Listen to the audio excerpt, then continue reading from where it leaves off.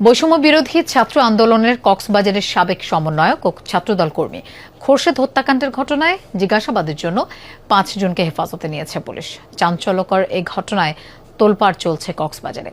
এটি কি ছিনতাইকারীদের কাজ নাকি পরিকল্পিত হত্যাকাণ্ড তা এখনো নিশ্চিত করতে পারেনি পুলিশ। তবে একটি সন্ত্রাসী গ্রুপকে সন্দেহ করছেন স্বজনরা।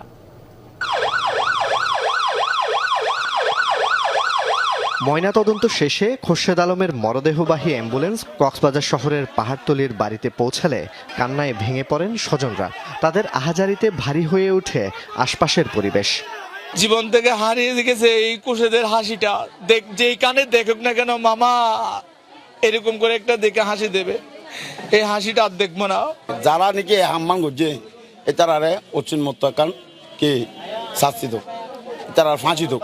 অবশ্যই বিচার চাই আমরা, ফাঁসি হোক। ছাত্রদলের কর্মী এবং বৈষম্য বিরোধী ছাত্র আন্দোলন কক্সবাজারের সাবেক সমন্বয়ক খোরশেদকে হত্যার ঘটনা মেনে নিতে পারছেন না কেউ। প্রশ্ন তুলেন আইন শৃঙ্খলার রক্ষাকারী বাহিনীর তৎপরতা নিয়ে। যদি প্রশাসন তৎপর থাকতো, এরকম অনেক ছুরিকাঘাতের ঘটনা থেকে জনগণ রেহাই পেত। আইন শৃঙ্খলার অবনতির কারণে আমাদের পর্যটন শিল্প যে কক্সবাজার যে বামমূর্তি, সেটা আমাদের জন্য খুবই ক্ষতি হচ্ছে। আমরা তার এই হত্যাকাণ্ডের সাথে যারা জড়িত তাদের দৃষ্টান্তমূলক শাস্তি দাবি করতেছি। স্বজনদের দাবি, সম্প্রতি কলাতলি পয়েন্টে আধিপত্য নিয়ে দুই গ্রুপের সংঘর্ষে খোরশেদের কোনো সম্পৃক্ততা ছিল না, কিন্তু সন্ত্রাসীদের বিরুদ্ধে তার কঠোর অবস্থানের কারণে একটি গ্রুপ ক্ষুব্ধ ছিল।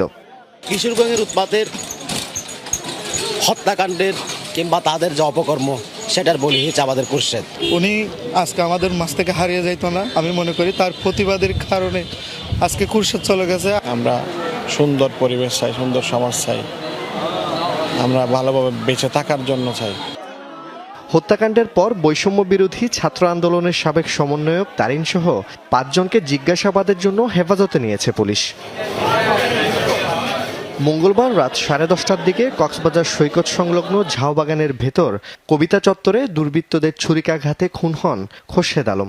ঘটনার পর বিক্ষুব্ধ ছাত্রদল নেতাকর্মীরা বিক্ষোভ মিছিল থেকে 24 ঘন্টার মধ্যে খুনিদের গ্রেফতারের দাবি জানান। জোবায়েদ ইবনে শাহাদাত, যমুনা নিউজ।